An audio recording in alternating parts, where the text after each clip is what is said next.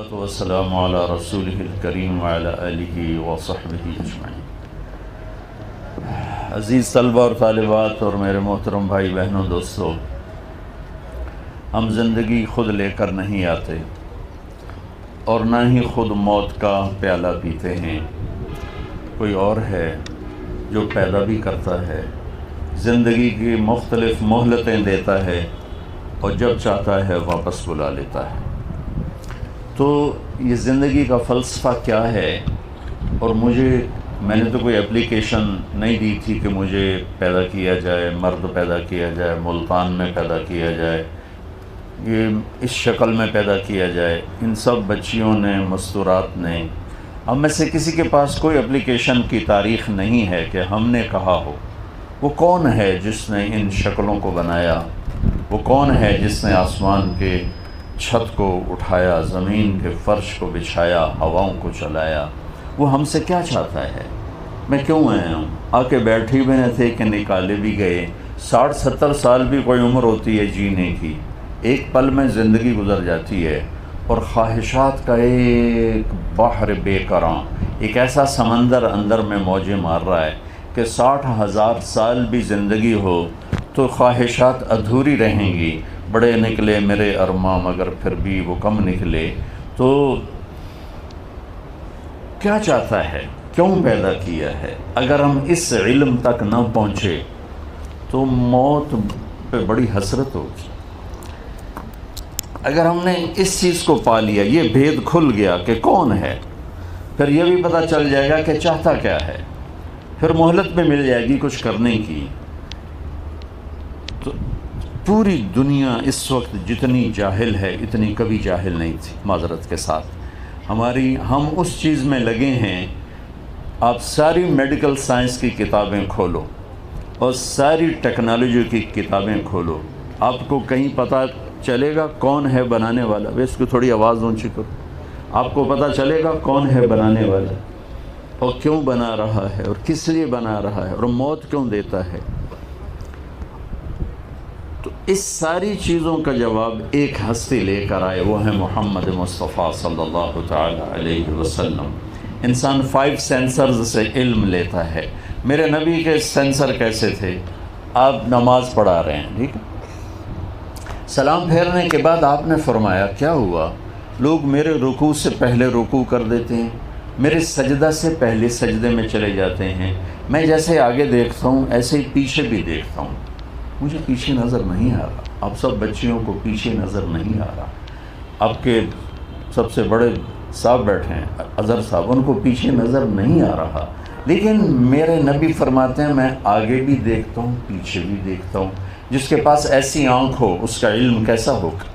پھر یہ تو وہ چھوٹی بات میں نے بتائی، آپ نماز پڑھا رہے تھے اور آپ یوں مصلی پر کھڑے تھے اور آپ نے چلنا شروع کیا، مصلی پہ چلنا شروع کیا، نماز پڑھا رہے ہیں، تلاوت ہو رہی ہے، اور آپ یہ آ رہے ہیں، یہ آ رہے ہیں، یہ آ رہے ہیں، یہ آ رہے ہیں، اور یہاں دیوار آ گئی۔ محراب آپ دیکھتے ہیں، اور یہ مینار، یہ پہلی صدی میں نہیں تھے، یہ عمر بن عبدالعزیز رحمۃ اللہ علیہ، بنو امیہ کے خلیفہ بنے، انہوں نے محراب بنوائی اور مینار بنایا۔ اب دیوار کے ساتھ لگ کے اب نماز ہو رہی، تھوڑی دیر بعد آپ نے پیچھے ہٹنا شروع کیا، یہ ہٹتے جا رہے ہیں، ہٹتے جا رہے ہیں، ہٹتے جا رہے ہیں، ہٹتے جا رہے ہیں، اور مصلی کے کنارے پر آ کے کھڑے ہو گئے اور آپ نے نماز پوری فرمائی۔ نماز کے بعد صحابہ نے کہا یا رسول اللہ یہ کیا کیا ہے؟ ہم نے تو آج تک کبھی دیکھا نہیں آپ کو۔ مجھے اس خیمے کی چھت کے اوپر نظر کچھ نہیں آ رہا، آپ سب میرے ساتھ ہیں، آپ میں سے کسی کو اوپر نظر نہیں آ رہا۔ اور میرے نبی نے فرمایا کہ میں جب نماز پڑھا رہا تھا تو اللہ نے میرے سامنے جنت کھول دی۔ جنت کہاں ہے؟ 7ویں آسمان سے شروع ہوتی ہے اور اللہ کے عرش کو جا کر اس کی چھت لگتی ہے، اور ایک ہستی ایسے ہیں جو مسجد میں کھڑے ہو کر 7 آسمان کو چیر کر مسجد کو دیکھ رہے ہیں، ان کا علم کیسا ہوگا؟ اور پھر اس کے بعد انہوں نے کہا کہ آپ پیچھے کیوں ہٹے؟ کہ پھر اللہ نے مجھے جہنم دکھائی، جب مجھے جنت دکھائی تو اس کے پھلوں کے گچھے انگوروں کے مجھے لٹکتے نظر آئے، میں آگے ہو گیا۔ پھر مجھے جہنم دکھائی، اس کی آگ کے شعلے دیکھ کر میں ڈر کے پیچھے ہو گیا۔ اور پھر یہ بھی بہت چھوٹی چیز ہے جنت اور جہنم بھی، میرے نبی نے اپنے اللہ کو دیکھا، ثم دنا فتدلی فکان قاب قوسین او ادنی۔ قاب قوسین آپ سنتے ہی ہوں، سنا ہے؟ قاب قوسین آتا ہے نا، کیا کہتے ہیں قاب قوسین کیا ہوتا ہے؟ آپ کو میں فزیکلی دکھاتا ہوں۔ عربوں میں لڑائی ہوتی تھی اور صدیوں لڑتے رہتے تھے، پھر جب کبھی صلح ہوتی تھی تو صلح کا اظہار کیا ہوتا تھا؟ ادھر سے ایک عرب سردار اٹھتا، ادھر سے دوسرے قبیلے کا سردار اٹھتا، یوں سمجھیے یہ کمان ہے، یہ کمان ہے۔ وہی آواز گئی، یہ کمان ہے، اور یہ کمان کے اوپر وہ تانت ہے جس کو تانت کہتے ہیں، وہ ہوتی تھی، آنت ہوتی تھی، بکرے کی آنت ہوتی تھی، کھینچ کے مارتے تھے۔ تو یہ عرب سردار یوں آتا کہ اپنی کمان کو یوں کرتا تھا، اور ادھر سے دوسرا عرب سردار اپنی کمان کو یوں لا کر یوں ملا دیتا تھا۔ یہ آپ نے دیکھ لیا؟ اس کنارے کو قاب کہتے ہیں اور اس کنارے کو بھی قاب کہتے ہیں، اور اس کو قوس، عربی میں کمان کو قوس کہتے ہیں۔ تو میں قربان جاؤں، میرا اللہ یوں فرما، اچھا جب یہ دو کنارے مل جاتے ہیں تو اب اس میں فاصلے ختم ہو گئے، فاصلے ختم ہو گئے۔ یہ اعلان ہوتا تھا کہ بھائی ہماری دشمنیاں ختم ہو گئیں، ہمارے فاصلے ختم ہو گئے، ہم آپس میں دوست بن گئے۔ اب میرا اللہ اپنے حبیب سے جو ملاقات ہوئی ہے اس کو یوں اعلان فرما رہا ہے، وَالنَّجْمِ إِذَا هَوَى مَا ضَلَّ صَاحِبُكُمْ وَمَا غَوَى وَمَا يَنطِقُ عَنِ الْهَوَى إِنْ هُوَ إِلَّا وَحْيٌ يُوحَى عَلَّمَهُ شَدِيدُ الْقُوَى ذُو مِرَّةٍ فَاسْتَوَى وَهُوَ بِالْأُفُقِ الْأَعْلَى ثُمَّ دَنَا فَتَدَلَّى فَكَانَ قاب قوسین او ادنی۔ جیسے دو کمانیں آپس میں ملتی ہیں اور فاصلے ختم ہو جاتے ہیں، میرا محبوب مجھ سے ایسے ملا کہ دو کمانوں کی طرح میرے اور اس کے درمیان فاصلے ختم ہو گئے۔ اس کے بعد فرمایا او ادنی، اس کے بعد کوئی قریب ہونے کا فاصلہ موجود ہے؟ اس کے بعد کوئی قربت کے لیے قدم اٹھانے کی ضرورت ہے؟ میرے اللہ کہہ رہے ہیں نہیں، میرا نبی اس سے بھی زیادہ میرے قریب ہو گیا۔ تو اس پر ہم ایمان لاتے ہیں، چونکہ قرآن ہے، سمجھیں گے آخرت میں ہی جا کر کہ او ادنا کا کیا مطلب ہے، کہ یہاں پہنچنے کے بعد فاصلے تو مٹ گئے، پھر اللہ کہہ رہا ہے اس سے بھی زیادہ میرے محبوب میرے قریب ہوئے، اور سر کی آنکھوں سے اللہ کو دیکھا۔ جس ہستی میں اتنی طاقت ہو کہ سر کی آنکھوں سے اللہ کو دیکھ لے۔ موسیٰ علیہ السلام نے اللہ سے عرض کی، یا اللہ ارنی انظر الیک، تجھے دیکھنا چاہتا ہوں۔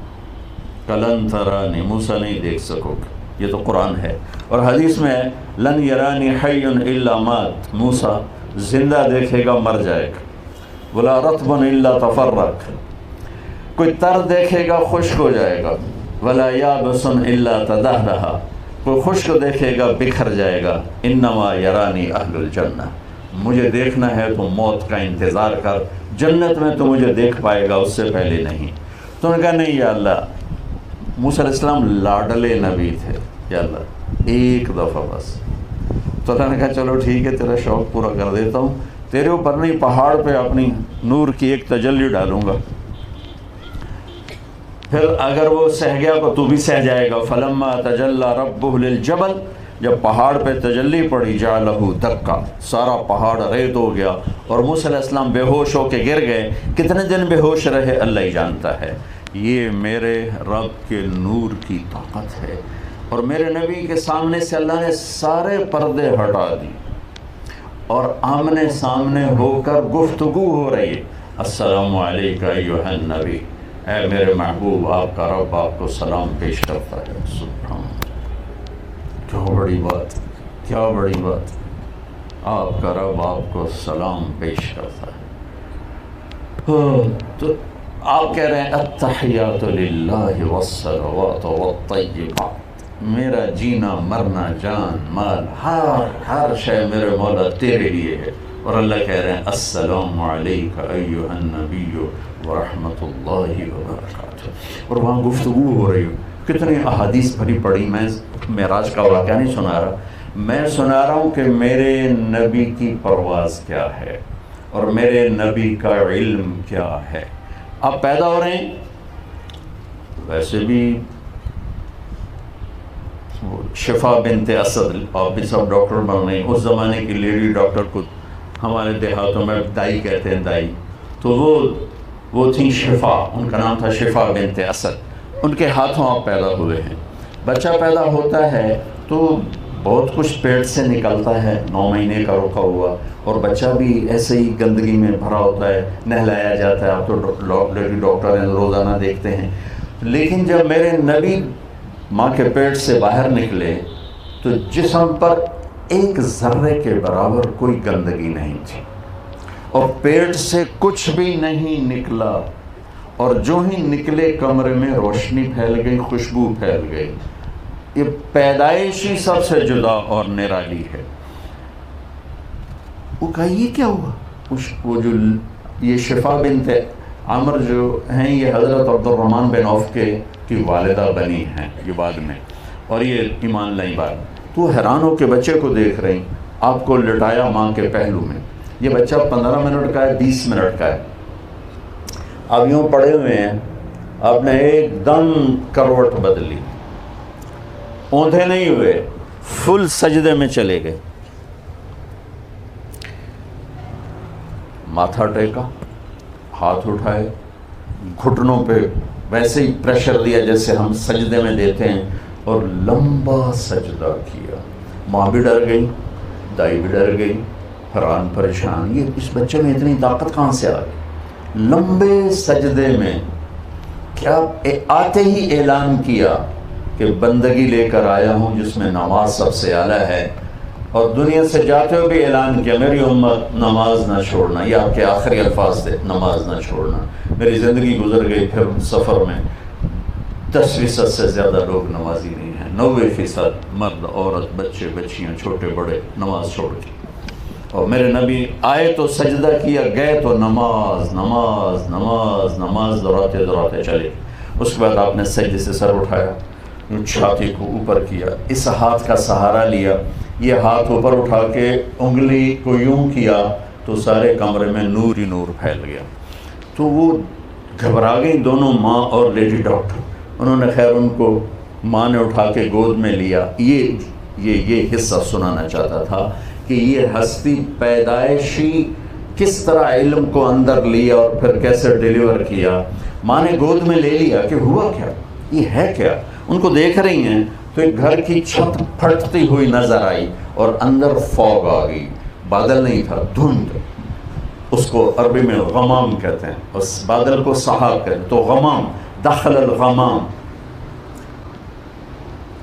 فوگ اندر آئی اور پورے کمرے میں اندھیرا چھا گیا، اور اس کے اندر سے آواز آئی طوفوا بہ مشارق الارض و مغاربہا، اس بچے کو مشرق مغرب پھرا دو، لِيَعْرَفُوا بِاسْمِهِ وَنَعْتِهِ وَصُورَتِهِ، تاکہ ساری دنیا کو پتہ چلے کہ یہ کون ہیں، اور ان کے پیچھے چلنے والوں کو منزل ملے گی، باقی اندھیروں میں بھٹک جائیں گے، چاہے وہ افلاک کو چھو لیں اور زمین کی تنابوں کو سکڑ دیں اور فتوحات کے جھنڈے گاڑ دیں، اگر وہ یہاں نہیں پہنچے ہیں در مصطفیٰ تک تو ہلاک ہیں، برباد ہیں، دنیا میں چند ٹکڑے مل جائیں گے، آگے ہلاکت کے سوا کچھ نہیں ہے۔ تو آواز آئی اس بچے کو مشرق مغرب پھراؤ تاکہ ساری دنیا جان لے یہ کون ہیں، کیا ہیں، ان کے پیچھے چل کے مجلس ملے، میں کامیابی ملے گی۔ اب اگلے جملے آپ سب بچے بچیاں اور سارے حضرات غور سے سنو۔ فرمایا اسے آدم کے اخلاق دو، اسے شیش کی معرفت دو، اسے نوح کی شجاعت دو، اسے ابراہیم کی دوستی دو، اسے اسماعیل کی قربانی دو، اسے صالح کی فصاحت دو، اسے لوط کی حکمت دو، اسے اسحاق کی رضا دو، اسے یعقوب کی اسحاق کی بشارت دو، اسحاق کی رضا دو، اسے یوسف کا حسن و جمال دو، اسے موسیٰ کا جاہ و جلال دو، اسے دانیال کی محبت دو، اسے الیاس کا وقار دو، اسے ایوب کا دل دو، اسے داؤد کی شیریں زبان دو، اسے یونس کی اطاعت دو، اسے یحییٰ کی پاک دامنی دو، اسے عیسیٰ کا زہد دو، اور تمام نبیوں کو جو دیا وہ اس نبی کے اندر اتار دو۔ پیدائش کے 1 گھنٹے میں تمام نبیوں کا علم لے کر 63 برس ایک ہستی نے پرواز کی، وہ ہمارے پاس یہ پیغام لے کر آئے، ان ربکم اللہ۔ کون ہے پیدا کرنے والا؟ کچھ پتہ نہیں۔ ایک ٹورسٹ مجھے بولا چیکوسلوواکین اور آئرلینڈ پہنچا ہوا تھا، میں نے پوچھا آپ جانتے ہیں ہمیں پیدا کرنے والا کون ہے؟ کہنے لگا اسی کو ڈھونڈتا پھرتا ہوں، ابھی تک تو نہیں ملا۔ اور ہم کتنے خوش قسمت ہیں، اللہ نے ہمیں ماں کی گود میں سکھا دیا کہ ہمارا پیدا کرنے والا اللہ ہے، اللہ ہے۔ هو الذی خلقکم من تراب ثم من نطفۃ مخلقۃ وغیر مخلقہ، اس کائنات کا پیدا کرنے والا۔ والسماء بنیناہا بأید، اللہ، اور زمین کا پیدا کرنے والا۔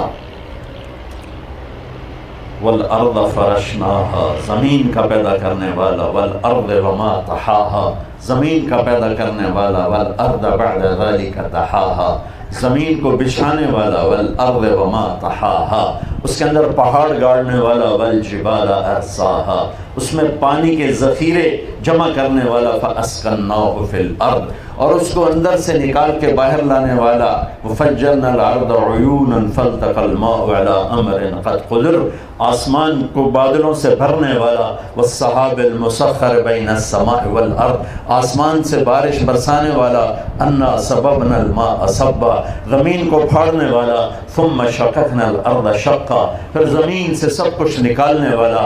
فانبتنا فیہا حبا وعنبا وقضبا وزیتونا ونخلا وحدائق غلبا وفاکہتا وابا، یہ سب اللہ ہے، سب اللہ ہے۔ پھر گٹھلی دانے کو پھاڑنے والا۔ ان اللہ فالق الحب والنوا، پھر دن اور رات کا نظام لانے والا۔ یغشی اللیل النہار، پھر سورج کو چلانے والا۔ الشمس تجری لمستقر لہا، پھر چاند کو گھٹانے بڑھانے والا۔ والقمر قدرناہ منازل حتی عاد کالعرجون القدیم، پھر ستاروں کو حرکت دینے والا۔ والسماء والطارق وما ادراک ما الطارق النجم الثاقب والنجم اذا ہوا ما ضل صاحبکم وما غوا وبالنجم هم يهتدون ولقد زینا السماء الدنیا بمصابیح، سورج چاند ستاروں سیاروں کو حرکت دینے والا۔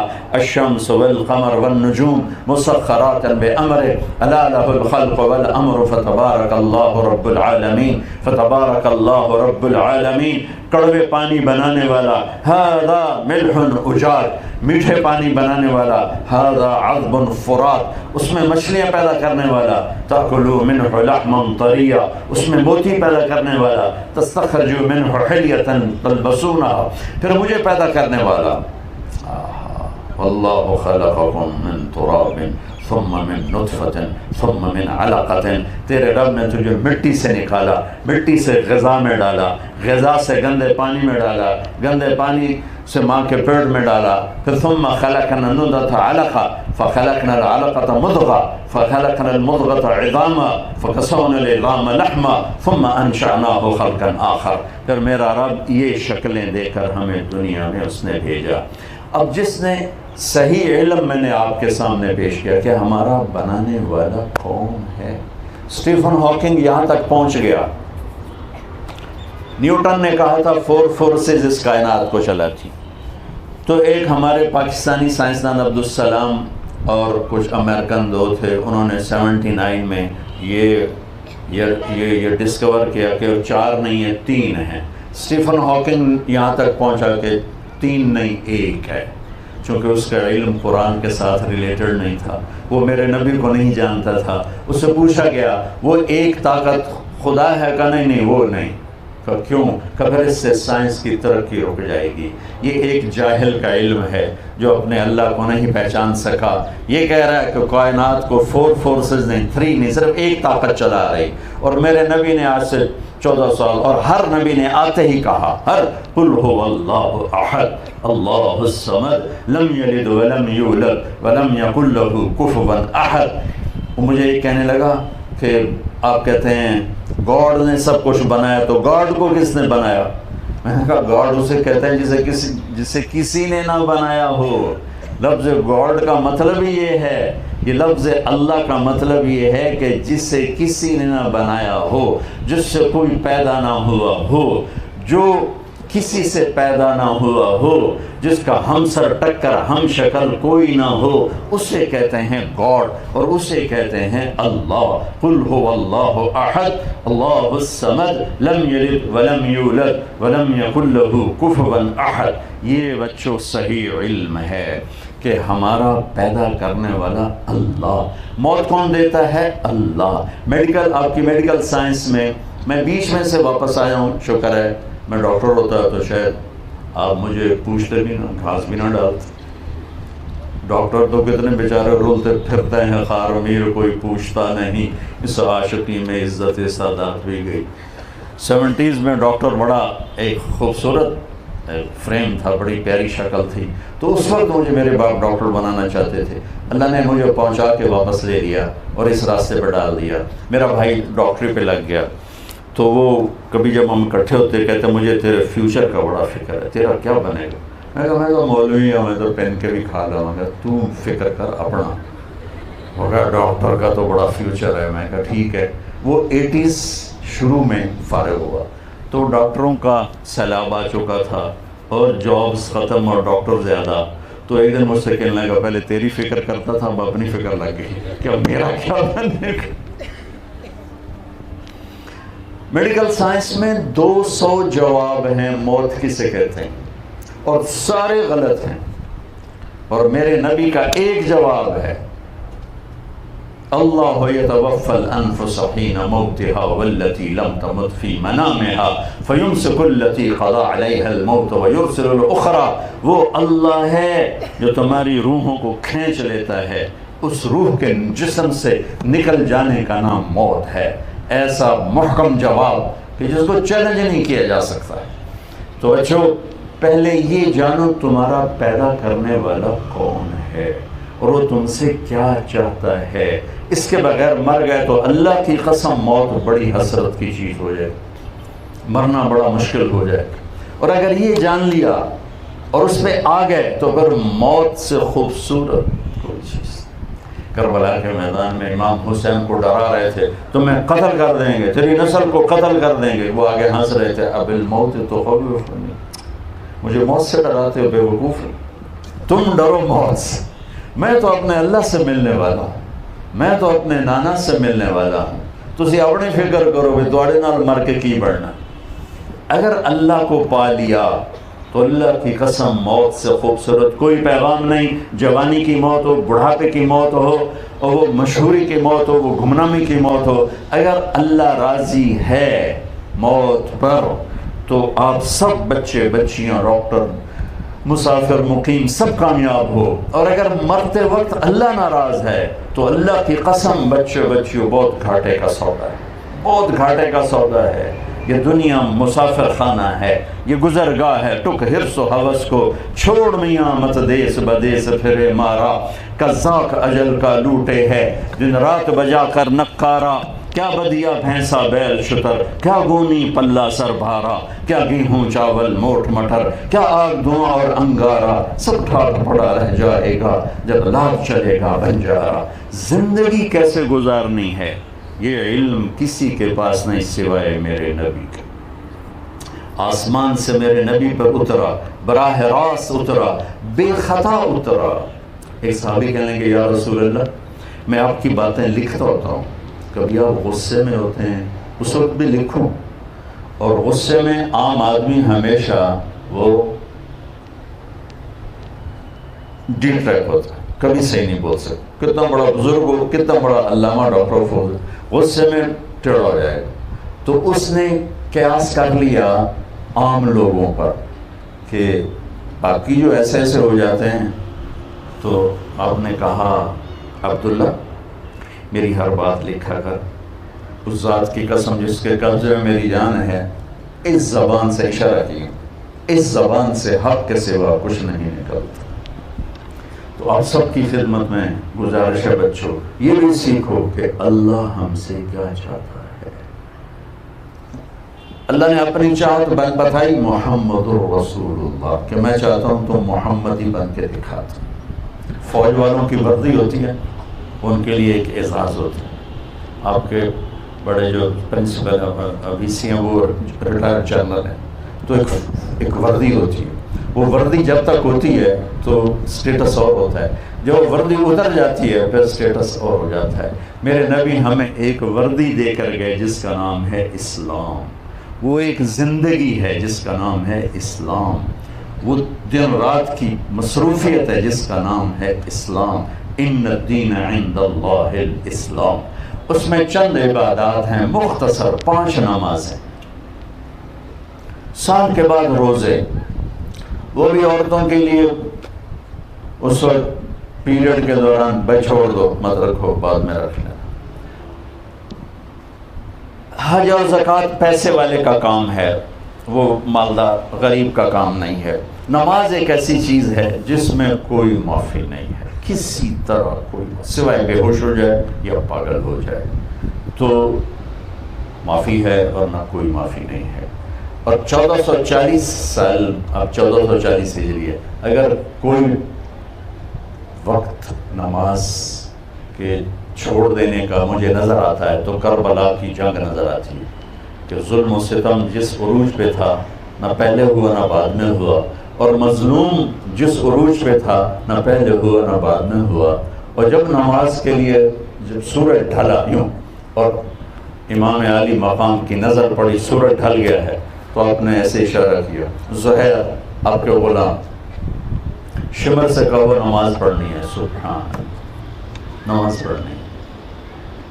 تو انہوں نے آگے بڑھ کے اسے کہا چند لمحے رک جاؤ، نماز پڑھنے تھے. اس کمبخت نے کہا ہماری تلوار چلے گی، تم پڑھو یا نہ پڑھو. تو انہوں نے آ کر کہا کہ جی چھٹی نہیں ہے. تو آپ نے فرمایا وہ جنگ نہیں روکیں گے، ہم نماز نہیں چھوڑیں گے. ہم یہ پیغام دیں گے کہ اس حال میں بھی سجدہ نہیں چھوٹ سکتا، زیر خنجر بھی یہ پیغام سنایا. تو بچوں ایک بات یہ ہے کہ اپنی زندگی میں نماز کو داخل کرو. میرے نبی کا فرمان ہے سب سے زیادہ اللہ اپنے بندے کو پیار سے دیکھتا ہے جب وہ سجدے میں ہوتا، جب وہ سجدے میں ہوتا. اور اللہ کی قسم جنت میں کسی بندگی کا شوق نہ ہوگا سوائے نماز، لیکن یہ لذتیں وہاں نہیں ملیں گی. نماز کے اندر کھڑے ہونا، رونا، گڑ گڑانا، مانگنا، یہ موت پر ختم ہو جائے گا. معاذ عدویہ کی موت آ رہی تھی، ایک بڑی خاتون تھی، رونے لگی. کسی نے پوچھا کیوں رو رہے ہو؟ کہا آج کے بعد نماز نہیں پڑھ سکوں، نماز سے آج جدائی ہو رہی ہے. اور جب جنت میں اللہ کا دیدار ہوگا تو اللہ تعالیٰ جب سامنے آئیں گے تو سارے جنتی مرد عورت کہیں گے کہ یا اللہ ہمیں تو پتہ ہی نہیں تھا آپ اتنے بڑے مقام والے ہیں. یا اللہ آپ ہمیں ایک سجدے کی اجازت دے دیں، صرف ایک سجدہ. تو اللہ تعالیٰ جواب میں فرمائیں گے کہ بچوں کہ میرے بندو سجدے میں نے معاف کر دیے، جاؤ بس تم دنیا میں جو نمازیں تم نے پڑھ لی بس وہی کافی ہیں، جاؤ میں نے سجدے معاف کر دیے. جنت میں بھی طلب نماز کی ہوگی. نماز کے بعد اللہ نے پہلی امتوں کو 2 نمازیں دیں، فجر کی 2 رکعت، عصر کی 2 رکعت. تلاوت کوئی نہیں، صرف تسبیح. مسجد کوئی نہیں، اپنی اپنی عبادت کا. باجماعت نماز کوئی نہیں، اذان کوئی نہیں. 2 رکعت فجر، 2 رکعت عصر، بہت مختصر اور بے کیف سی.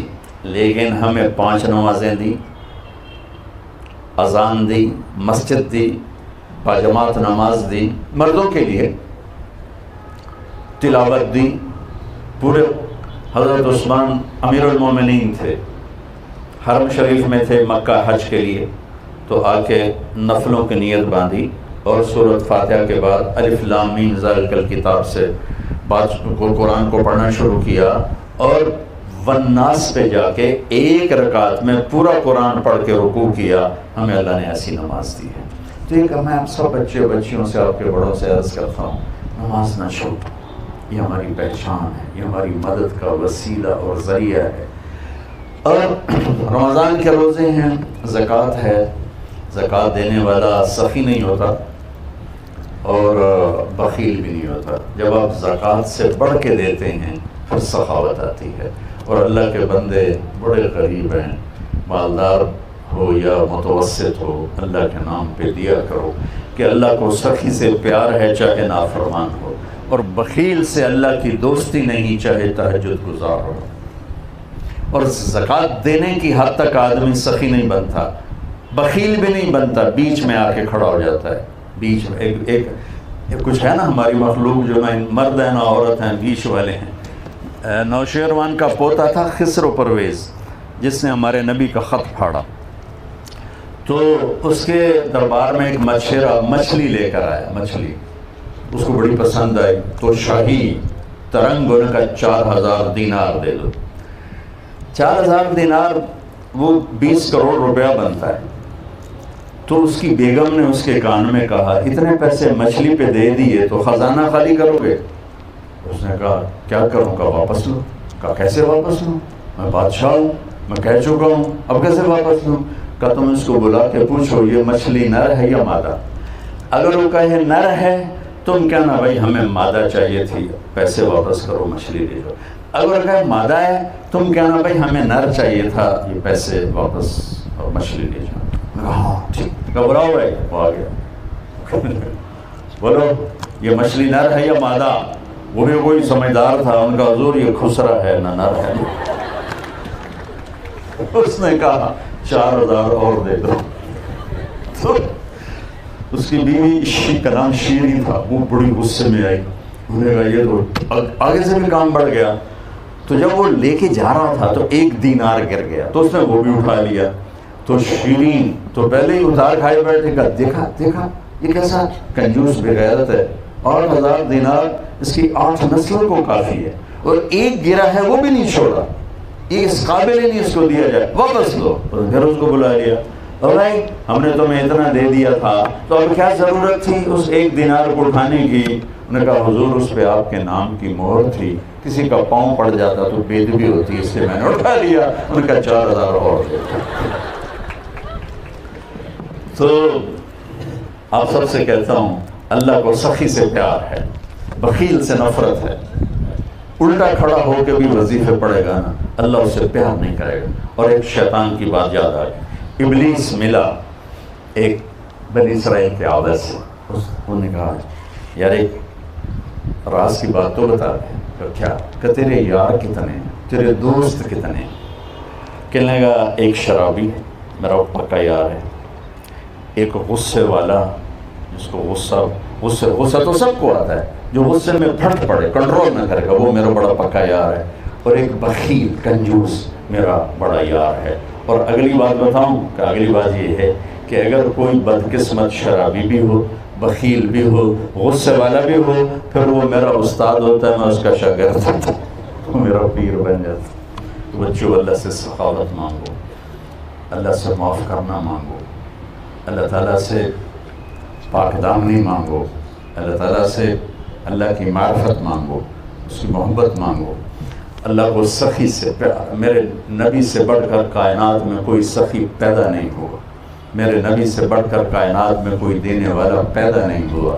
اور آج غربت کا دور ہے، صرف زکوٰۃ پہ نہ رہو، زکوٰۃ کے علاوہ خرچ کرو. کتنے کسی کی دعا ملے گی اور آپ کا بیڑا پاک ہو جائے گا. اور اس کے بعد عبادات کے بعد زندگی کا دوسرا پہلو ہے، وہ ہے دن رات کیسے گزرے. تو آپ سب بچے بچیاں بیٹھے ہو، گھر کی زندگی ماں باپ سے شروع ہوتی، بلکہ ماں باپ سے پہلے بیوی، خامد اور بیوی سے شروع ہوتی ہے. کائنات کا جو پہلا رشتہ اس دنیا میں قائم ہوا وہ ماں باپ نہیں تھا، بہن بھائی نہیں تھا. کائنات کا پہلا رشتہ جو قائم ہوا وہ خامد اور بیوی کے تھا، آدم اور حوا. آدم اور حوا اللہ تعالیٰ نے انہیں نکاح کے ساتھ ایک رشتے میں جوڑا، نکاح کے ساتھ جوڑا. اور آدم علیہ السلام اور حوا، آپ سب کو معلوم ہوگا کیونکہ بڑی مشہور بات ہے، یوسف علیہ السلام دنیا میں سب سے حسین مرد آئے، ان سے حسین کوئی نہیں آیا. یہ بات بہت کم معلوم ہوگی کہ عورتوں میں جو آج تک پیدا ہوئیں، جو آگے پیدا ہوں گی، سب سے حسین عورت حضرت حوا پیدا ہوں.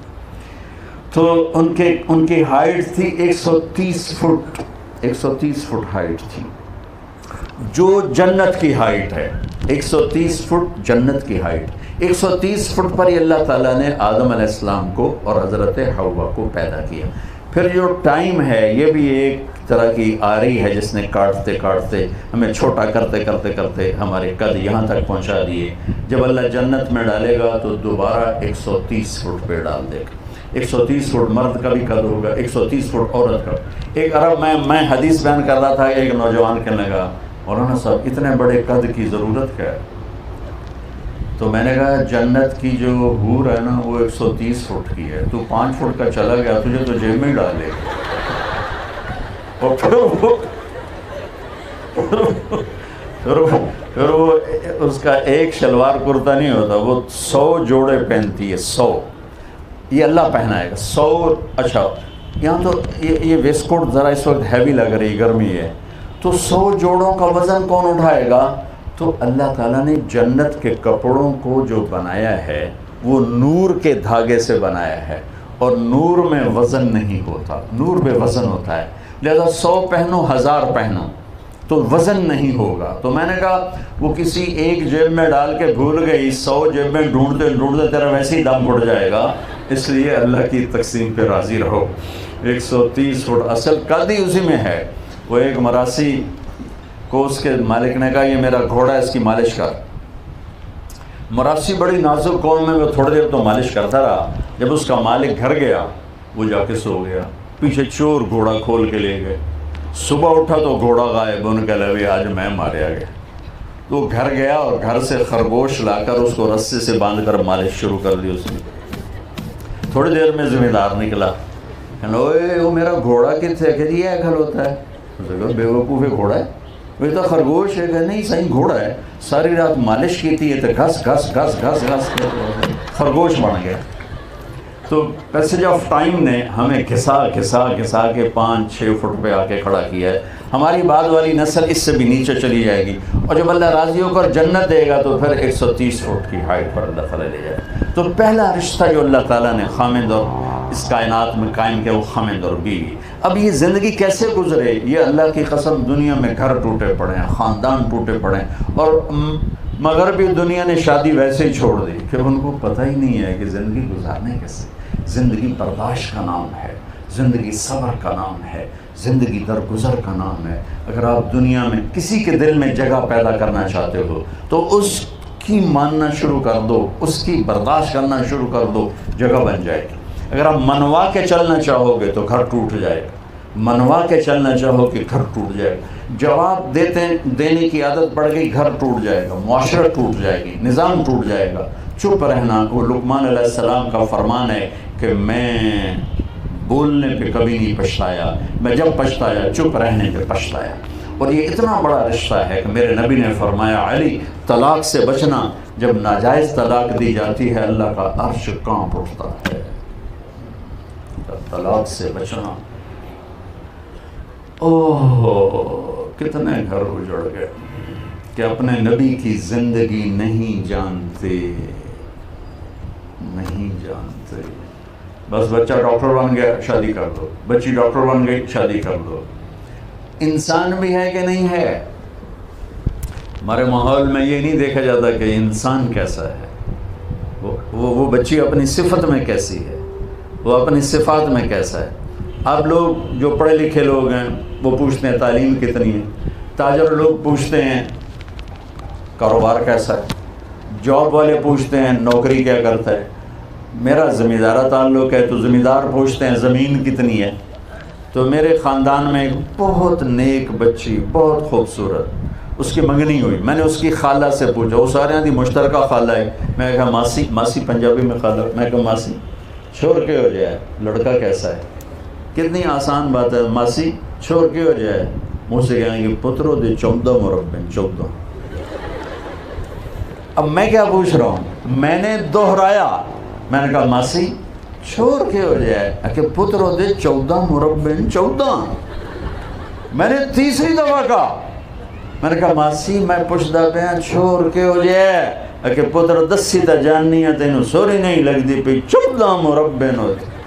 میں کیا مربع نال پرناونا ہے یا اس بندے نال پرناونا ہے؟ یہ میرے دیس کا سٹیٹس ہے شادی کا. وہ یہ نہیں دیکھتے کہ انسانیت کتنی ہے، وہ دیکھتے ہیں پیسہ کتنا ہے. شکل تو 4 دن کے بعد ساری کشش ہی ختم ہو جاتی. صرف ایک چیز کی کشش باقی رہتی ہے، وہ اخلاق، وہ خدمت، وہ محبت، وہ میٹھا بول. میٹھے بول سے دنیا خرید لو. میں نے ایک سکیچ بنایا ہے. میری زندگی بچوں سفروں میں گزر گئی، سوری 50 سال سے پھر رہا ہوں، اور 30 سال سے زیادہ، 20 سال تو پڑھائی میں گزرے، 30 سال سے مسلسل پھر رہا. تو بسوں کے پیچھے عجیب و غریب جملے لکھے ہوتے ہیں. نئی بس کے پیچھے لکھا ہوتا ہے ویکھ چال چکوری دی، ویکھ ٹور چکوری. اچھا میں کہتا تھا پتہ نہیں یہ کیوں لکھتے ہیں. جب میں زامبیا گیا تو وہ ہمیں جنگل لے گئے. وہاں وہ 10,000 25,000 کلومیٹر کا جنگل ہے، 3-4 ملکوں کو گھیرے ہوئے. تو ہمیں جنگل دکھانے لے گئے. رات میں ہم جنگل میں ٹھہرے. تو وہاں میں نے زندگی میں پہلی دفعہ ویسے تو چکور دیکھا تھا پنجرے میں، لیکن وہاں چکور آزاد دیکھا. تو اس کی جو میں نے چال دیکھی تو میں نے کہا ہمارے بسوں والے صحیح لکھتے ہیں ویکھ ٹور چکوری دی. کیا نخرہ ہے. جب وہ پرانی ہو جاتی ہے تو لکھا ہوتا ہے ہارن دے کر پاس کریں. جب تھوڑی اور پرانی ہوتی ہے تو لکھا ہوتا ہے یا پاس کر یا برداشت کر. اور جب وہ اور پرانی ہو جائے تو ایک ملنگ بنا ہوتا ہے، لکھا ہوتا ہے نہ چھیڑ ملنگانوں. اور جب وہ دوبارہ رنگ روغن ہو کے آ جائے تو لکھا ہوتا ہے خدا نے ایک بار پھر دلہن بنا دی.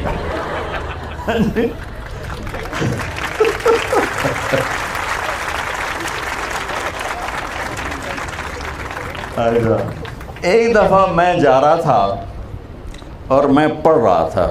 کچھ پڑھنے کا موقع مجھے سفروں میں ملتا ہے. پڑھتے پڑھتے میں تھک گیا تو میں نے کتاب بند کر کے اوپر دیکھا تو ہم ایک بس کو کراس کر رہے تھے. یہ کوئی کسووال کے قریب، میرا گاؤں میاں چنو کے ساتھ ہے، تو کسووال کے قریب ہم نے کراس کیا. بہت پرانی بات ہے. تو وہاں اس کے پیچھے میں نے ایک جملہ دیکھا جس نے یہ ساری چیزیں صاف کر دیں. اور کیا خوبصورت جملہ تھا. وہ لکھا ہوا تھا دل، بہت بڑا کر کے دل. آگے لکھا تھا برائے فروخت. دل کے نیچے لکھا تھا قیمت. آگے لکھا تھا ایک میٹھا بول.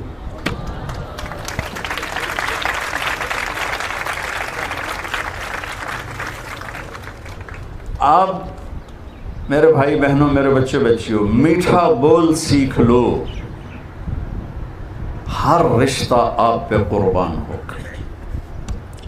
جو زہر زبان میں ہے، ساری دنیا کی سب سے بڑی خطرناک ناگن،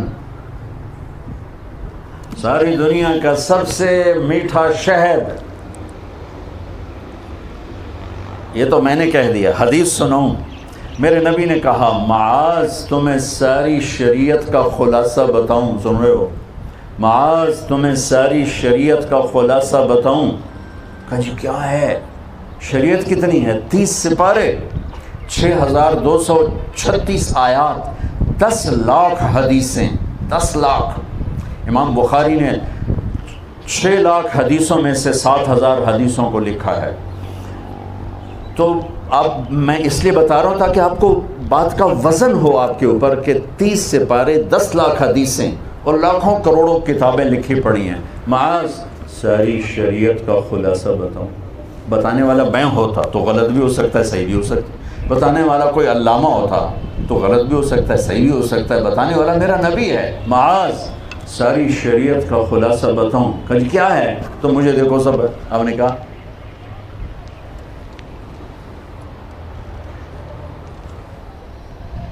اپنے زبان باہر نکال کے فزیکلی کر کے دکھایا، چونکہ مشکل کام ہے. دنیا پھری ہے، بڑے بڑے نیک دیکھے ہیں، زبان پہ قابو پانے والا نہ کوئی مرد دیکھا نہ کوئی عورت دیکھی. نہ دیکھنے کا مطلب یہ نہیں کہ دیکھا ہی نہیں، بہت کم، بہت کم، بہت کم.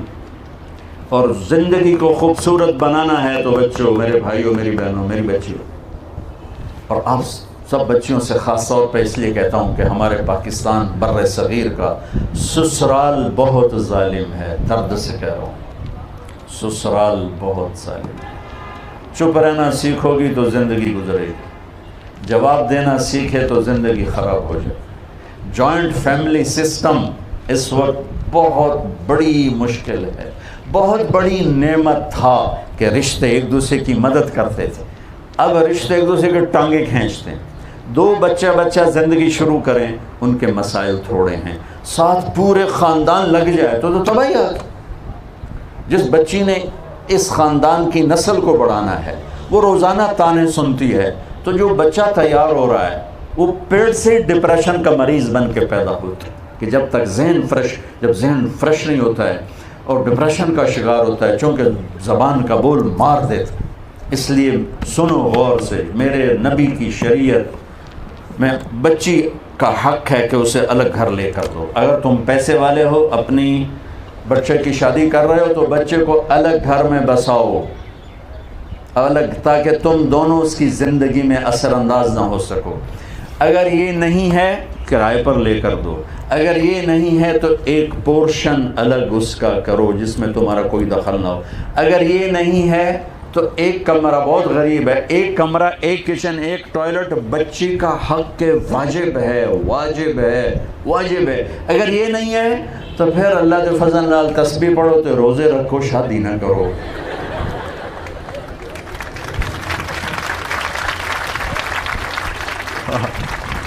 کسی کی بیٹی کو برباد نہ کرو، بیچاری تانے سن سن برباد ہو جائے۔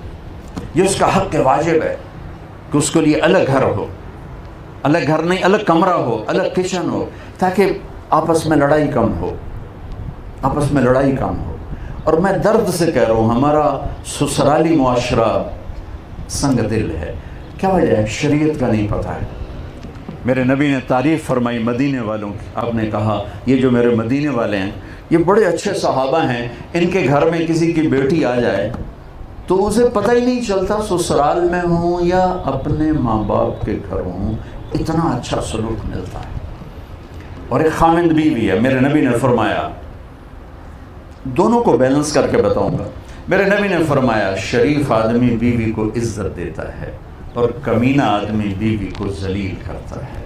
اور میں کمینہ بن کے نہیں رہنا چاہتا، میں شریف بن کے رہنا چاہتا۔ دوبارہ سنو، عربی میں پہلے سنا تھا، یغلبن الکریم ویغلبہن اللئیم لأن اکون کریما مغلوبا احب الی من ان اکون غالبا لئیما۔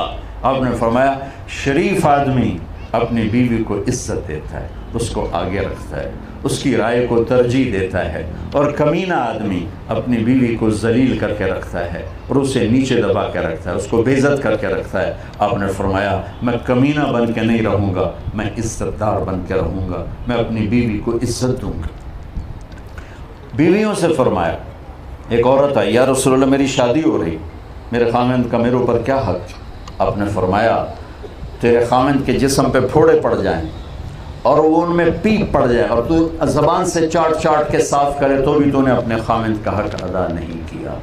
لیکن شریعت نے زیادہ عورتوں کے حقوق اس لیے بتائے ہیں کہ عورت کمزور ہے، عورت ماں بنتی ہے، عورت، اللہ نے اپنی محبت کی جو تشبیہ دی وہ باپ سے نہیں دی کہ میں اپنے بندوں سے باپ سے زیادہ پیار کرتا ہوں، اللہ نے تشبیہ دی میں اپنے بندوں سے ماں سے بھی زیادہ پیار کرتا ہوں، کہ جو قربانی ماں دیتی۔ اس لیے ایک صحابی ہے، یا رسول اللہ میری خدمت کا حقدار کون ہے؟ کہا تیری ماں۔ کہا یا رسول اللہ پھر؟ کہا تیری ماں۔ یا رسول اللہ پھر؟ کہا تیری ماں۔ یا رسول اللہ پھر؟ کہا تیرا باپ۔ چوتھی دفعہ کہا تیرا باپ۔ تو اب آخر آپ کی شادیاں ہونی ہیں، شادی شدہ بیٹھے ہیں، میرے نبی نے زندگی کیسے گزاری، یہ تعلیم آپ کو صرف دربار رسالت سے ملے گی اور کہیں سے نہیں ملے گی۔ 11 شادیاں کرنے کا مطلب زندگی سمجھانا تھا، ورنہ 25 سال کا نوجوان 40 سال کی عورت سے کیوں شادی کرے؟ ایک منگنی ٹوٹی ورقہ بن نوفل سے، ایک نکاح سے بیوہ ہوئیں ابو حالہ سے، دوسرے نکاح سے بیوہ ہوئیں ابن عبس سے، پہلے نکاح سے ایک بیٹا ایک بیٹی، ہند اور حالہ، دوسرے نکاح سے ایک بیٹا، اس کا نام معلوم نہیں ہو سکا، اور 40 برس کی عمر جوانی کا بارڈر ہوتا ہے، جوانی ختم ہو رہی ہوتی ہے، بڑھاپا آ رہا ہوتا ہے، اور میرے نبی 25 سال کے بھرپور جوان ہو کر 40 سال کی عورت سے شادی کر کے زندگی کے 25 سال ساتھ گزار دیتے ہیں، اور اس کے بعد 50 سال کی عمر میں 63 سال تک 13 سال میں 10 شادیاں کرتے ہیں۔ یہ شوق کی نہیں، حدیث سناتا ہوں، ما تزوجت وما زوجت الا بوحی من السماء نزل به جبریل، میں نے جہاں شادی کی، میں نے جہاں بیٹی دی، پہلے آسمان سے جبریل آیا، اللہ کا امر لے کر پھر میں نے قدم اٹھایا۔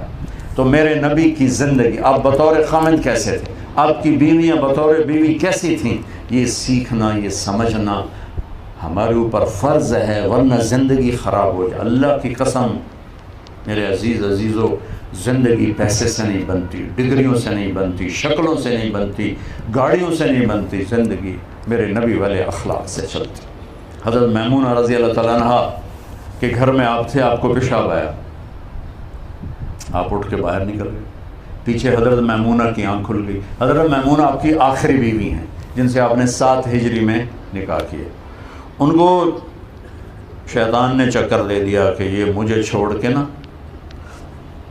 میری باری میں دوسری بیوی کے پاس، حضرت عائشہ کی بدگمانی تھی، تو انہیں غصے میں کنڈی لگا تھی۔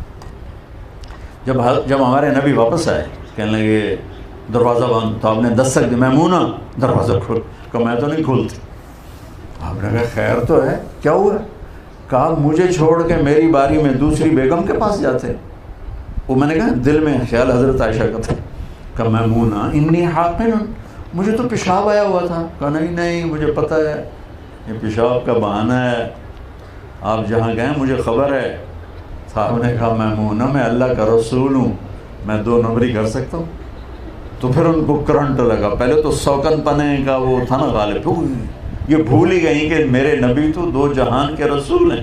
تو پھر انہوں نے بڑے ڈرتے ڈرتے کنڈی کھولی، میرے نبی نے ایک مسکراہٹ دی اور جا کر اپنے بستر پہ تراش۔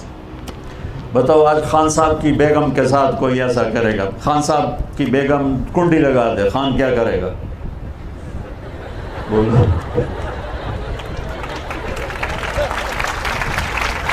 تو خان کو چھوڑو، کوئی پنجابی کو آزما لو، سندھی کو آزما لو، بلوچ کو آزما لو، کسی کو آزما لو، کنڈی لگا دے اور پھر کہ نہیں کھولتی۔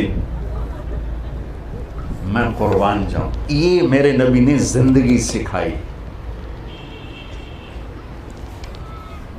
10 لاکھ حدیثوں میں 10,000 ہیں عبادات پر اور یہ حلال حرام پر، اور 90 باقی 10,000 نکال دو 10 لاکھ میں سے 9,90,000 حدیثیں زندگی سکھانے پر ہیں کہ زندگی کیسے گزاریں۔ کیونکہ اچھا ڈاکٹر بننے سے آپ اچھے انسان نہیں بن سکتے، اچھا تاجر بننے سے آپ اچھے انسان نہیں بن سکتے۔ اچھا انسان بنیں گے جب آپ نبی والی غلامی پہ آئیں گے، اچھی خاتون بنیں گے، اچھی لڑکی بنو گے جب آپ نبی کی بیگمات کی زندگی پہ رہو گے، اور وہ زندگی میرے نبی نے انتہائی خوبصورت کر کے گزار۔ حضرت عائشہ کو لقمے بنا کے کھلاتے تھے، یہ اظہار عشق صرف سکھانے کے لیے تھا۔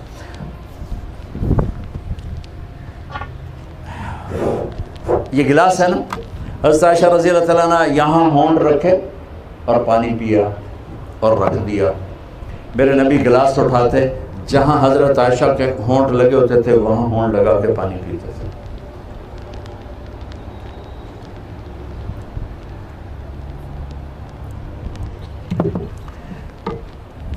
گوشت کے بڑے بڑے ٹکڑے پکائے جاتے تھے، حضرت عائشہ گوشت کا ٹکڑا اٹھاتی، کاٹا 2-3 جگہ سے رکھ دیا، میرے نبی اٹھا کے دکھا کے وہیں سے کھاتے تھے۔ یہ زندگی سکھانے کے لیے۔ میرے پاس ایک نوجوان آیا کہ میرا بیوی سے جھگڑا ہوتا ہے روزانہ، مجھے کوئی وظیفہ دو۔ میں نے کہا بیویوں پہ وظیفہ چلتا ہی نہیں ہے۔ کہنے لگا تعویذ دو، تعویذ۔ میں نے کہا بیویوں پہ تعویذ نہیں چلتے۔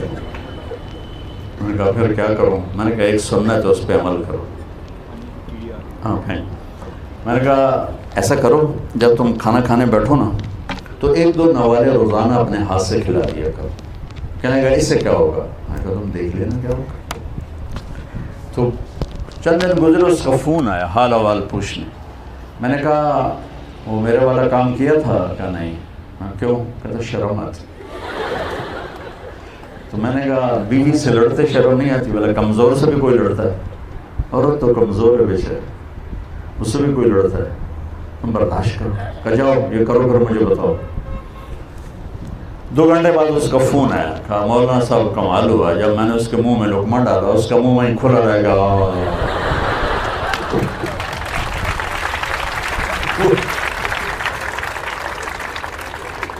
وہ کہنے لگی تو خود تو یہ کر نہیں سکتا، تو مجھے بتا تو میں کس نے پٹی پڑھائی؟ کہنے لگا مجھے مولوی طارق جمیل نے پٹی پڑھائی. اور اس نے ایسے جھولی اٹھا لی، جھولی رسے تمہارے لیے دعا کرنے لگی. جتنے رشتے ہیں سب اس زبان کے میٹھے بول سے آباد ہوتے. میرا راجپوت فیملی سے تعلق ہے. ہماری ایک شاخ ہے رنگڑ، بڑے اکھڑ ہوتے ہیں، بہت ہی اکھڑ. تو وہ میں نے ایک دوست کو فون کیا تو وہ گھر پہ تھے نہیں، تو ان کی بیگم نے کہا ہے نہیں. میں نے کہا بتا دینا میں نے فون کیا. تو بعد میں وہ مجھے کہنے لگے کہ مولانا صاحب بڑا لطیفہ ہو. میں نے کہا کیا ہوا؟ میں نے کہا جب میں گھر آیا تو میری بیگم نے کہا وہ تھا مولوی کا فون آیا تھا. میں نے کہا کون سا مولوی؟ کہ وہی جس نے تمہیں رنگڑ سے انسان بنا دیا.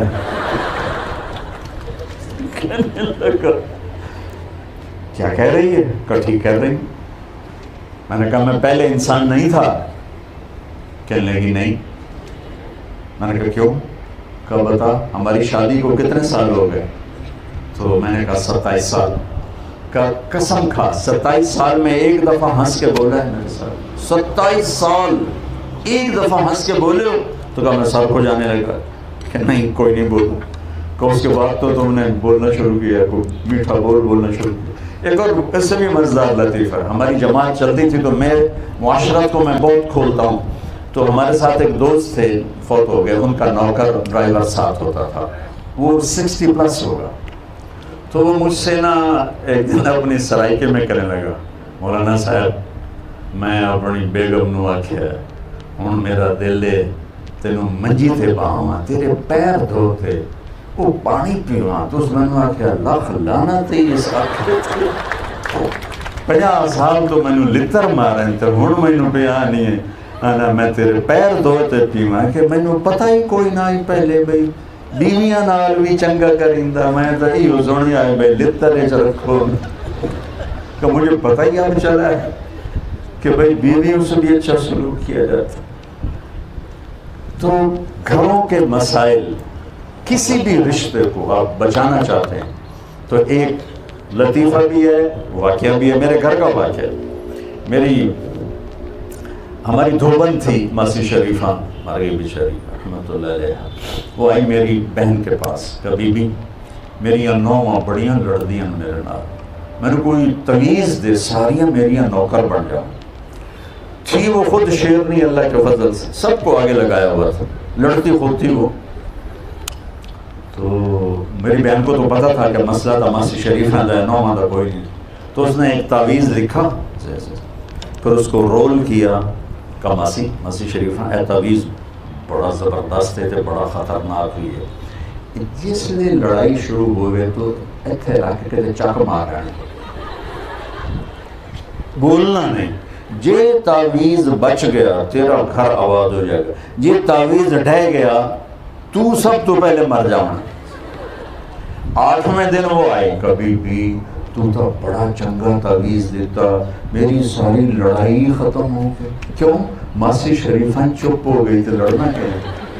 تو میں آپ سب بچیوں کو یہ تعویذ دے کے جا رہا ہوں کہ مجھے پتہ ہے سسرال بڑا ظالم ہے، تم یہ تعویذ منہ میں ڈال لینا، انشاءاللہ پتھر سے پتھر بھی موم ہو جائیں گے. چونکہ چپ رہنا بہت بڑی فتح ہے، بہت بڑی فتح ہے. خاموش رہ، پی جا ایام کی تلخی کو بھی ہنس کے ناصر، غم کو سہنے میں بھی قدرت نے مزہ رکھا ہے. جو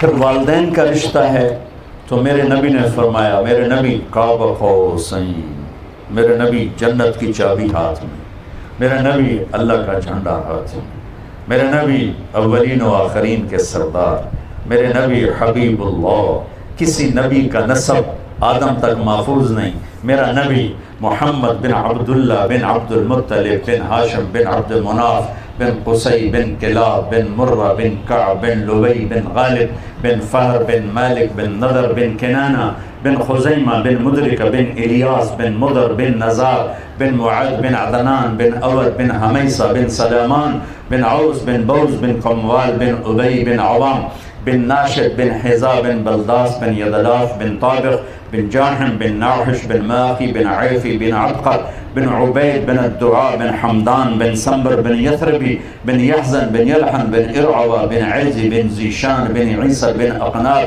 بن ایہام بن مقصر بن ناحد بن زهر بن سمی بن مزی بن عبد بن عرام بن قیدار بن اسماعیل بن ابراہیم بن آذر بن ناحور بن سرود بن رعو بن فائد بن عابر بن ارفخشاد بن سام بن نوح بن لامک بن متوشال بن ادریس بن یرد بن ملہلیل بن قینان بن آنوش بن شیس و بن آدم علیہ السلام۔ یہ میرے نبی کا نسب آپ کو سنایا ہے میں نے آدم علیہ السلام تک۔ یہ وہ ہستی ہے کہ جن کی شفاعت کے بغیر جنت کا دروازہ نہیں کھلے گا، حساب شروع نہیں ہوگا۔ وہ کس تمنا کا تمنا سنو، کاش میری ماں زندہ ہوتی، کاش میری ماں زندہ ہوتی، اور میں عشاء کی نماز کے مصلی پہ ایسے سورۃ فاتحہ شروع کر چکا ہوتا، الحمدللہ رب العالمین الرحمن الرحیم مالک یوم الدین، اور ادھر سے آواز آتی بیٹا محمد، تو میں وہیں نماز توڑ کے کہتا لبیک اماں جی۔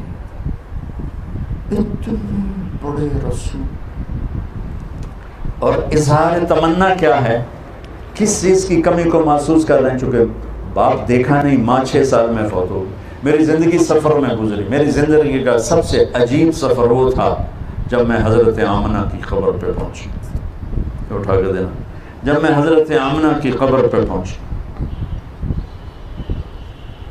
کالے پہاڑ،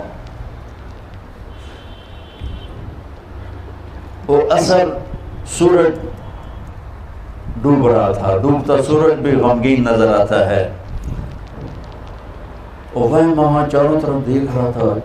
سن 2000 انسان نام کی شے نہیں تھی، 1400 سال پہلے کیا ہوا ہوگا جب میرے نبی کی ماں نے دم توڑا ہوگا، اور اوپر پہاڑی ہے، اس سے 15-20 فٹ اور اونچی ہوگی۔ جب ان کو پتھروں میں دبا کے نیچے اترے ہیں ایک باندی ساتھی ام ایمن، تو آپ نے ہاتھ چھڑایا اور دوڑ لگائی،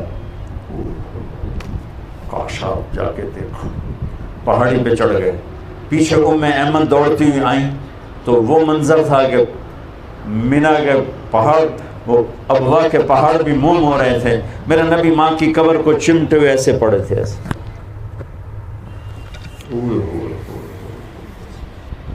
جب ام ایمن قریب ہوئی تو آپ نے سنا، آپ کہہ رہے تھے ماں جی آپ کو تو خبر تھی آپ کے سوا میرا کوئی نہیں، پھر آپ مجھے چھوڑ کے کہاں چلی گئی؟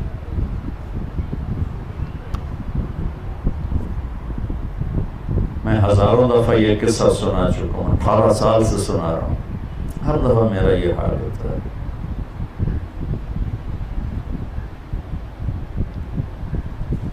ام ایمن نے اٹھانے کی کوشش کی، انکار کر نہیں، چھوڑ دو، یہیں چھوڑ دو،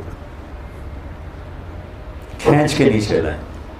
7ویں دن آنسو ختم ہو جاتے ہیں، رونا بھی چاہو تو نہیں رونا آتا، اور میرے نبی 7ویں دن نہیں 57 سال کے بعد 6 + 57 63 حج پہ جا رہے ہیں۔ جب ابوا پہنچے تو ابوا ایک گاؤں ہے، وہاں سب کے ٹھہرنے کا انتظام تھا، اور یہ حج کا قافلہ 60-70 ہزار کا ہو چکا تھا، اور آپ نے اپنی اونٹنی کو پہاڑوں میں ڈال دیا۔ نئے لوگ حیران کہ ادھر تو شے کو نہیں جانتے کتنے پہن، قریب کے لوگوں کو پتہ تھا کہ ماں کی زیارت کو جا رہے ہیں۔ آپ اونٹنی سے اترے، پہاڑ پہ چڑھے، ماں کی قبر پہ کیسے بیٹھے؟ احرام تھا، گرمی شدید تھی، اپریل کا مہینہ تھا. یوں جیسے بچے بیٹھتے ہیں، گھٹنے اٹھائے، ہاتھ گھٹنوں پہ رکھے اور سر گھٹنوں میں دیا.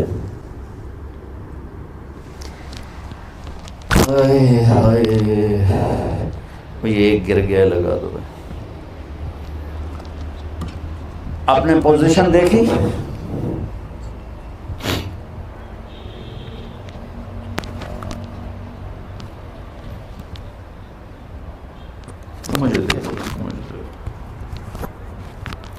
اس کیفیت میں جو میں نے آپ کو فزیکلی کر کے دکھایا، شدید گرمی تھی، شدید، اور آپ مسلسل روتے گئے، اتنا روئے کہ آپ کا احرام بھیگ گیا، داڑھی بھیگ گئی، سینہ بھیگ گیا، روئے جا رہے. اور پھر کب اٹھے پتہ نہیں، لیکن اعلان فرمایا کہ میں آج رات اپنی ماں کے پاس گیا. ماں باپ تھوڑی مدت کے ساتھی ہوتے ہیں، چلے جاتے ہیں. انہیں دکھ دے کے بھیجنے والوں سے بڑا بد نصیب کوئی نہیں ہوتا ہے. میرے نبی سے پوچھا گیا، یا رسول اللہ قیامت کب آئے گی؟ تو آپ نے فرمایا اللہ کو پتہ ہے. کہا کوئی نشانی بتا. تو آپ بچیاں غور سے سننا، بچیاں، یا رسول اللہ کوئی نشانی بتا دیں. تو آپ نے فرمایا جب بیٹیاں بھی ماؤں کو ذلیل کریں گی تو کیا ہوتا ہے؟ جب بیٹیاں بھی ماؤں کو ذلیل کریں گی تو کیا ہوتا ہے؟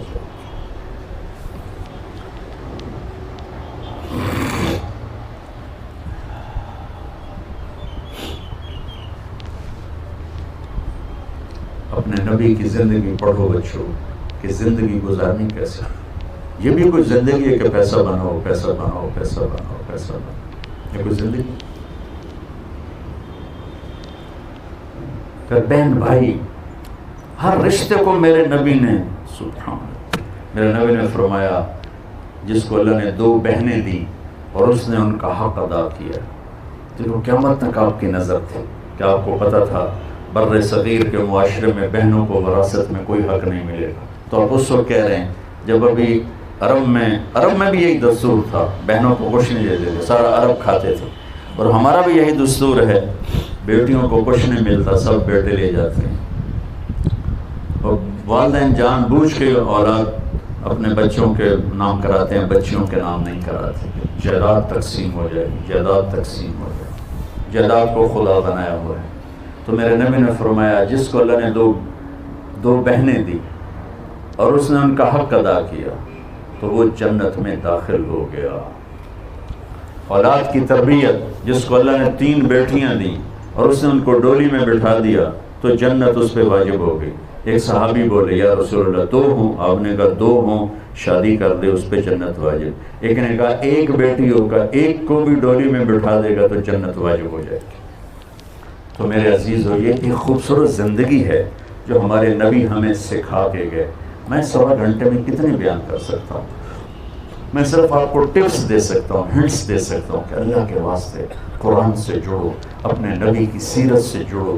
اس کو بھی پڑھو جو پڑھ رہے ہو. اللہ تمہیں ایسا علم عطا فرمائے کہ تمہاری FCPS کی ڈگری وہ انگلینڈ کی ڈگری سے بڑی ہو جائے.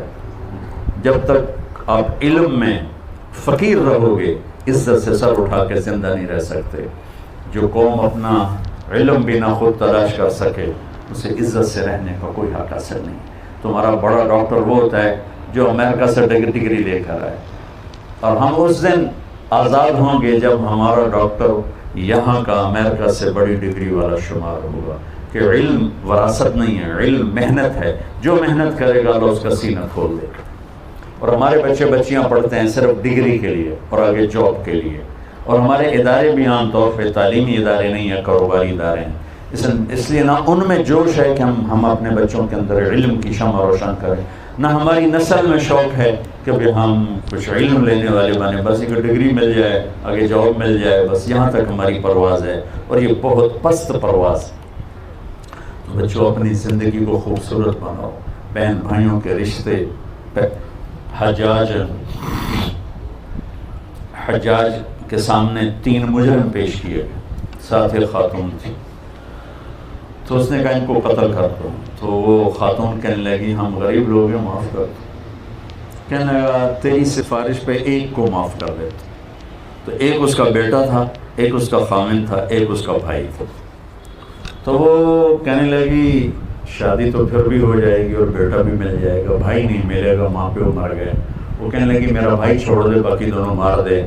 تو اس نے کہا میں تیرے چناؤ کو سلام کرتا ہوں، تیرے اس خوبصورت انتخاب کو سلام کرتا ہوں، یا تینوں لے جاؤ۔ اس نے تینوں کو چھوڑ دیا، تینوں۔ تو بھائی آج سب سے زیادہ لڑے ہوئے بہن بھائی، نفرتیں بہن بھائیوں میں ہیں، دوریاں ہیں، شدتیں ہیں، سختیاں ہیں، پیچھے کوئی بڑے مسائل نہیں، زبان کا بول، اس نے مجھے یہ کہہ دیا، اس نے مجھے یہ کیوں کہہ دیا۔ بچوں اس کو زندگی سے نکال دو گے تو آپ کی زندگی انتہائی، زندگی کو حسین بنانا چاہتے ہو تو نبی کو پڑھو، نبی کے اخلاق اپناؤ۔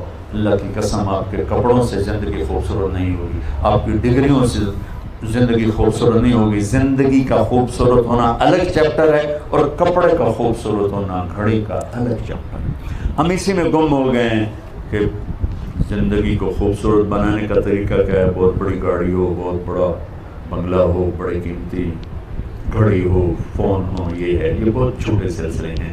تو میں صرف آپ کو ہنٹس دے کے جا رہا ہوں، عبادات میں نماز کو قابو میں رکھو اور زندگی میں اخلاق کو قابو میں رکھو۔ اخلاق اچھے ہوں گے تو ہر رشتہ وہ قیمتی بن جائے گا، خوبصورت بن جائے گا۔ معاف کرنا سیکھو، درگزر کرنا سیکھو، سہ جانا سیکھو، گالی کے جواب میں چپ رہنا سیکھو، کسی کی غیبت نہ کرو، کسی کی برائی نہ کرو۔ تو نیت کرتے ہو سارے؟ اچھا آپ بہت سے یہاں رہتے ہو تو آپس میں لڑائی بھی ہو جاتی ہوگی، تو کسی کا کسی سے بول چال بند بھی ہوگا، تو میری آخری گزارش یہ ہے کہ اگر کسی سے لڑے ہوئے تو صلح کر لینا۔ اللہ کو پسند نہیں کہ 2 مسلمان آپس میں بول چال بند ہو۔ جب بول چال بند ہوتا ہے تو اللہ ان کی فائل بند کر دیتا ہے۔ اللہ تعالیٰ فرماتا ہے جب تک یہ صلح نہیں کرتے ان کا کوئی نیک عمل مجھ تک نہیں پہنچنا چاہیے۔ آپس میں بول چال کا بند ہونا اتنا خوفناک کام ہے۔ تو اگر آپ اپنی عمل کو بچانا چاہتے ہیں، اپنی نیکیوں کو بچانا چاہتے ہیں تو کسی سے لڑو نہیں، ہو جائے اونچ نیچ تو بول چال بند مت کرو، بول چال سے باقی رکھو، خود پہل کر لو، وہ ذلیل کرے خاموش ہو کے سن لو، تو انشاءاللہ آپ دیکھنا یہ دنیا بھی آپ کے لیے جنت بنے گی اور آخرت و جنت ہے ہی۔ اللہ تعالیٰ مجھے آپ کو عمل کی توفیق بخشے۔ السلام علیکم۔